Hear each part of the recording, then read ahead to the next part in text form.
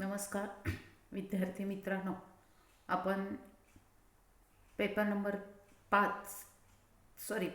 9 semester 5 यामधलं जे दुसरं प्रकरण आहे औद्योगिक क्रांती, 18व्या शतकामधली औद्योगिक क्रांती. या औद्योगिक क्रांतीचा आपण मित्रांनो अभ्यास करतो. तर आपण आत्तापर्यंत औद्योगिक क्रांतीची जी कारणं आहेत, ही औद्योगिक क्रांतीची कारणं मित्रांनो आपण बघितली. तर औद्योगिक क्रांती इंग्लंडमध्येच का घडून आली याची थोडक्यात असा आपण आढावा घेतलेला होता. कारण प्रबोधन चळवळ झालेली होती.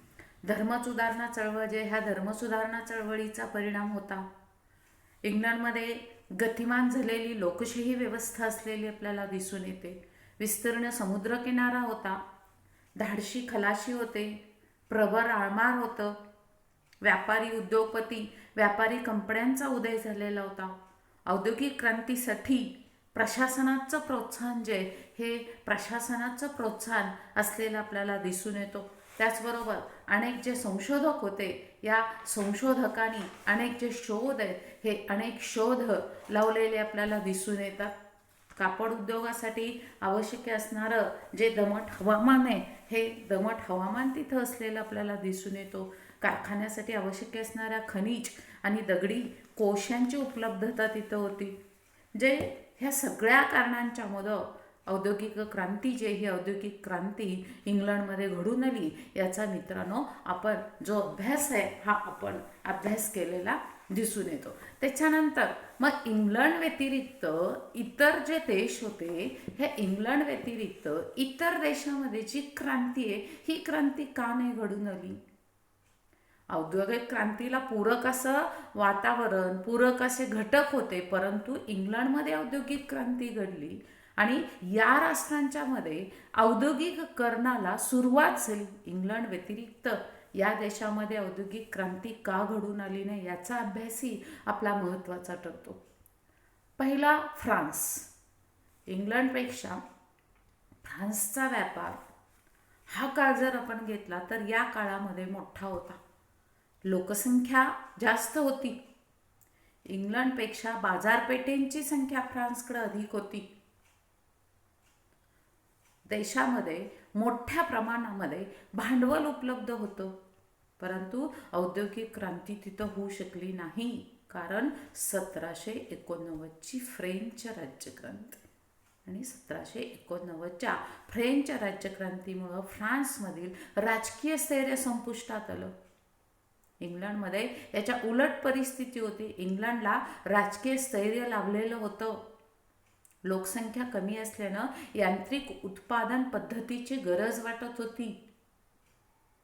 तर फ्रान्सची लोकसंख्या जास्त होती आणि यांत्रिक शोधाची आणि उत्पादन पद्धतीची जी आवश्यकता आहे, ही आवश्यकता वाटत नसलेली आपल्याला दिसून येते. त्याच्यानंतर हॉलंडमध्ये मोठ्या प्रमाणामध्ये भांडवल उपलब्ध होतं, मात्र लोकसंख्या कमी होती. परिणामी त्यांचा व्यापार पण कमीच होता आणि व्यापार कमी असल्यानं यंत्राच्या सहाय्यानं अधिक उत्पादनाची आवश्यकताची आहे, ही आवश्यकता वाटत नसलेली आपल्याला दिसून येते. व्यापार कमी, यंत्राच्या सहाय्यानं उत्पादनाची आवश्यकता वाटत नव्हती. शिवाय यांत्रिकीकरणाला कारागिरांच्या संघाचा विरोध होता. या संघाचे अर्थव्यवस्थेवर जे परिणाम आहेत, हे परिणाम हे झालेले आपल्याला दिसून येतात. आणि मग आंतरराष्ट्रीय स्पर्धेतून हॉलंडला कच्चा मालही मिळवणं कठीण होतं आणि औद्योगिक प्रगतीला हॉलंडमधली राज्यपद्धती अनुकूल नव्हती. उलट पक्षी इंग्लंडमध्ये सरकारचा व्यापार उद्योगधंद्यांना पाठिंबा होता. कोळसा, लोखंडाच्या खाणी जवळजवळ होत्या.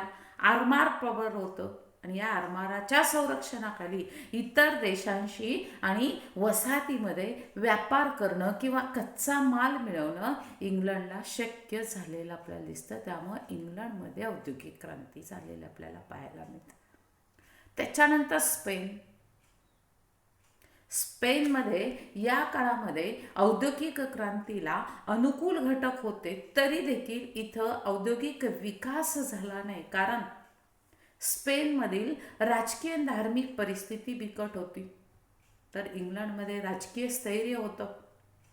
इंग्लंडचा राष्ट्रधर्म असलेला प्रोटेस्टंट पंथ आणि या प्रोटेस्टंट पंथानं व्यापार, कारखानदारी आणि भांडवलदारी जी आहे ह्या भांडवलदारीला मान्यता दिलेली आपल्याला दिसून येते.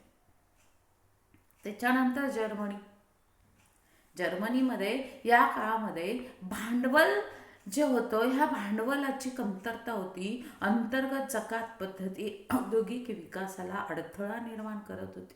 बाजारपेठा लहान होत्या आणि शिवाय जर्मनीचे जे लोक होते हे परंपरागत रूढीप्रिय असे लोक असलेले आपल्याला दिसतात. जर्मनीची लहान लहान राज्यामध्येची विभागणी झालेली होती. औद्योगिक वाढीला प्रतिकूल परिस्थिती होती आणि त्यामुळं जर्मनीचा औद्योगिक विकास होऊ शकला नाही. उलट इंग्लंडमधील सरकारनं उद्योजकांना विनाकारण त्रास दिलेला नव्हता. उत्पादनाच्या क्षेत्रामध्ये निर्माण होणाऱ्या नवीन तंत्रांचा आणि बदलांचा इंग्रजांनी स्वीकार केलेला दिसतो. युरोपमध्ये 17व्या आणि 18व्या शतकामध्ये असे अनुकूल पोषक घटक इंग्लंडमध्ये या काळात एकत्र आले आणि इतर युरोपीय राष्ट्रांच्या तुलनेमध्ये औद्योगिक क्रांती जी आहे ही औद्योगिक क्रांती इंग्लंडमध्येच झालेली आपल्याला दिसून येते. म्हणजे बघा, जी परिस्थिती आहे ही परिस्थिती होती, पण इथला जो काळ असेल, पूरक वातावरण असेल, पूरक घटक असतील, हे घटक या देशांमध्ये नव्हते आणि त्यामुळं ही जी क्रांती आहे ही क्रांती इंग्लंडमध्ये घडून आलेली आपल्याला दिसते. आणि मग त्याच्यानंतर उद्योगधंद्यामधल्या विविध ज्या सुधारणा आहेत ह्या विविध सुधारणा कशा पद्धतीच्या होत्या. जी क्रांती आहे ह्या क्रांतीची जी वाटचाल आहे ही वाटचाल कशा पद्धतीची होती याचा आपण आढावा घ्यायला नाही. कारण युरोपातील प्रबोधन चळवळ आणि यामधून संशोधनाला मिळालेलं उत्तेजन, नवीन नवीन शोध लागले आणि औद्योगिक क्रांती उदयाला आली. यंत्राच्या शोधामुळे लघु उद्योग, कुटीर उद्योग यांची जागा कारखान्यांनी घेतली. अत्याधुनिक यंत्र निर्मितीसाठी भांडवलदारांनी प्रचंड पैसा खर्च घातला, प्रचंड भांडवली गुंतवणूक केली आणि कारखाने उभे केले. घरी आणि शेतीवर काम करणारे शेकडो कामगार हे कारखान्यामध्ये काम करू लागले. यंत्राद्वारे प्रचंड उत्पादन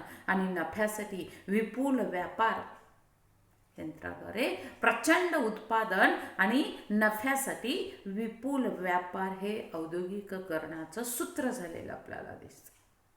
औद्योगिक क्रांती म्हणजे एखादा उठाव नव्हे, अचानक उद्भवलेली परिस्थिती नव्हे, तो प्रामुख्यानं उत्पादनाच्या पद्धतीमधला बदल आपण बघितला की ज्यामुळं जीवनाचं विविध क्षेत्र जे होतं, जीवनाच्या विविध क्षेत्रामध्ये मूलभूत जे बदल आहेत या मूलभूत बदलांना गती मिळालेली आपल्याला दिसते. आणि मग औद्योगिक क्रांतीनं मानवाची श्रम आणि कष्ट यापासून मुक्तता केली. क्रांतीमुळे समाजामध्ये आकस्मिक आणि आमूलाग्र जे बदल आहेत हे बदल घडलेले आपल्याला दिसतात. या बदलामुळं मानवी जीवन जे होतं हे मानवी जीवन सुखी झालेलं आपल्याला दिसतं. आणि मग त्यामधला कापड उद्योग जो आहे ह्या कापड उद्योगामध्ये पहिल्यांदा जी क्रांती आहे ही क्रांती झालेली आपल्याला दिसते. कारण 1750 ते 1850 हा काळ क्रांतीचा मानण्यात येतो. औद्योगिक क्रांतीपूर्व काळामध्ये उत्पादन जे आहे हे उत्पादन घरगुती स्वरूपाचं होतं. हातानं चालवल्या जाणाऱ्या यंत्राचा वापर करून उत्पादन घेतलं जायचं. उत्पादनाला खर्च जास्त येत होता आणि उत्पादन पण कमी येत होतं. ही सगळी परिस्थिती औद्योगिक क्षेत्रामध्ये झालेल्या बदलानं, यांत्रिक शोधांनी बदलली आणि क्रांतीची वाटचाल जी होती ही वाटचाल गतिमान केली. आणि मग कापड उद्योगामध्ये विविध शोध लागले, विविध सुधारणा झालेल्या आपल्याला दिसतात. कारण इंग्लंडमध्ये औद्योगिक क्रांतीच्या अगोदर पारंपरिक पद्धतीनं कापडाचं जे उत्पादन आहे हे कापडाचं उत्पादन घेतलं जात होतं. सूत कातणं, मग ते पिंजायचं, ते कापड विणण्याचं काम हातानं केलं जायचं. इंग्लंडमध्ये कापूस उत्पादन जास्त नसल्यानं कापड व्यवसायाचं जे स्वरूप आहे ह्या स्वरूपाला पण मर्यादा होती आणि कापडाची गरज वाढत गेली, कापसाची गरज वाढू लागली. त्यामुळं अमेरिकन वसाहत आणि या अमेरिकन वसाहतीमधून कापसाची जी आयात आहे ही कापसाची आयात त्यामध्ये केली जाऊ लागलेली आपल्याला दिसते. कापडाची मागणी जी होती ही कापडाची मागणी वरचेवर काय म्हणतो आपण वाढत चाललेली होती. परंतु कापड उत्पादन पद्धती जुनाट होती. वाढती मागणी आणि वाढत्या मागणीबरोबर खुंटलेली कापड उद्योगाची स्थिती आणि ही सुधारण्याची गरज होती. त्यासाठी नवीन तंत्रज्ञान, यांत्रिक उत्पादन याची आवश्यकता होती. आणि मग कापड उद्योगधंद्यामध्ये जी गती आहे ही गती आणण्यासाठी विविध शोधांवर भर द्यायला जी सुरुवात आहे ही सुरुवात झालेली आपल्याला दिसते. आणि अल्पावधीमध्ये कापड उत्पादन पद्धतीमध्ये नवीन नवीन शोध लागत गेले, आमूलाग्र स्वरूपाचा बदल घडून आला. ज्या विविध शोधांनी कापड उद्योगामध्ये जी क्रांती आहे, जो क्रांतिकारक असा जो बदल आहे हा बदल झालेला आपल्याला दिसतो. त्यामध्ये कुठला? पहिला धावता धोटा. कापडाचं उत्पादनामध्ये वाढ करण्याची, सुताची निर्मिती अधिक गतीनं करणं अतिशय गरजेचं होतं. कारण कापड विणणाऱ्या विणकरांना सुताचा पुरवठा आवश्यक तेवढ्या प्रमाणामध्ये होऊ शकत नव्हता. विणकामाला गती आणण्यासाठी सुताची निर्मिती करणं गरजेचं होतं. आणि अशा परिस्थितीमध्ये 1733 मध्ये जॉन के या घड्याळ तयार करणारा हा कामगार होता.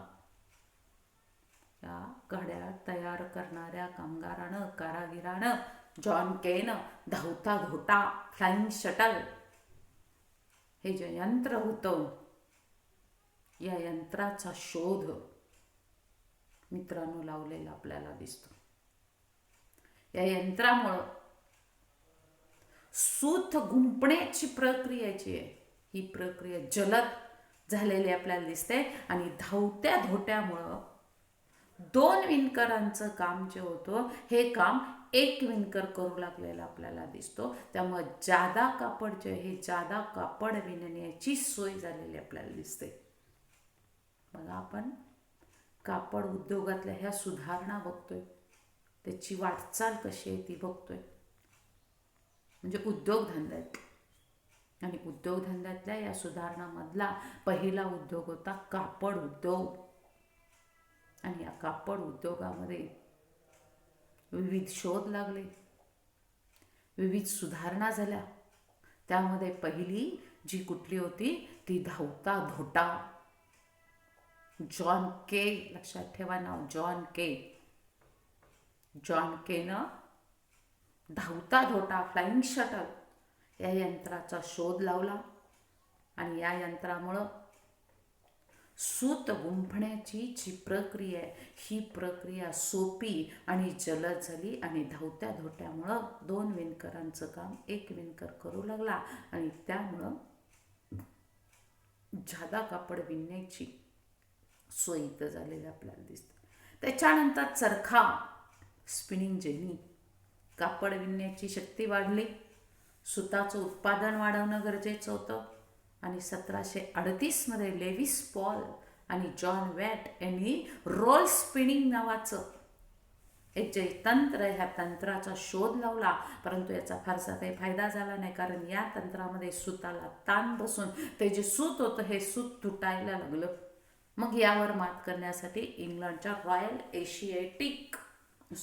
Royal society for the encouragement of arts and manufactures या संस्थेनं सुताचं एकापेक्षा जास्त धागे बनवणाऱ्या संशोधकाला बक्षीस देण्याचं जाहीर केलं आणि 1764 जेम्स हारग्रीव्ज यानं स्पिनिंग जेनी या यंत्राचा शोध लावला आणि या चरख्याला आपल्या पत्नीच्या स्मरणार्थ जेनी असं नाव दिलं. आणि या यंत्रामध्ये स्पिंडल म्हणजे ज्या चकत्या असतात त्या बसवल्या आणि एकाच वेळी 8 धागेचे हे 8 धागे काढण्याची जी सोय आहे ही सोय होती. एक चकती 8 कामगारांचं काम करत होती. पण नंतरच्या काळामध्ये हारग्रीव्ज याने याही यंत्रामध्ये सुधारणा केली आणि एका वेळी 80 धागे काढता येईल अशी व्यवस्था केली. आणि मग सुताचं उत्पादन जे होतं हे सुताचं उत्पादन वेगानं वाढू लागलेलं आपल्याला दिसतं. सूतकताईच्या व्यवसायामध्ये बदलच.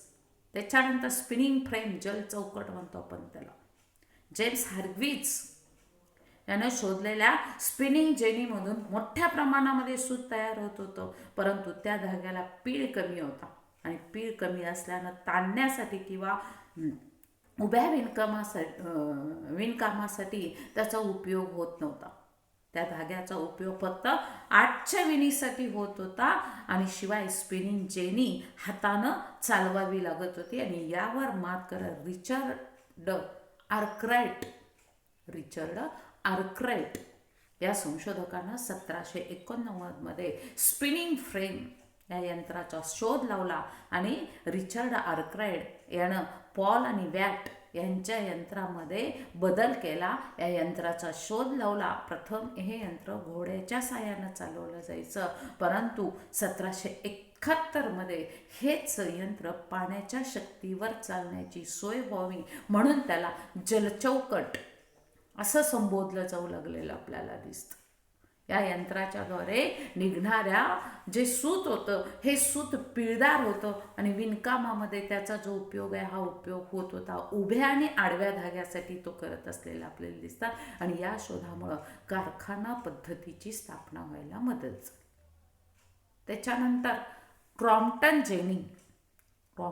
म्यूल जेनी आर्कराइटच्या स्पिनिंग फ्रेममधून मजबूत आणि पिळदार धागा निघत होता, परंतु ईस्ट इंडिजसारख्या देशाबरोबर स्पर्धा करण्यासाठी सुबक आणि उच्च प्रतीचं तलम कापड तयार करणं गरजेचं होतं. आणि मग मजबूत आणि तलम कापड तयार करण्यासाठी सॅम्युअल क्रॉम्प्टन या संशोधकानं 1776 स्पिनिंग जेनी आणि वॉटर फ्रेम या यंत्रातील तंत्राचा वापर केला आणि नवीन यंत्र त्याला म्यूल असं म्हटलं जात असलेलं आपल्याला दिसून येतो. आणि या तंत्राच्या माध्यमातून एकाच वेळी शेकडो धागे आणि तलम सूत जे हे सूत काढण्यात येऊ लागलं.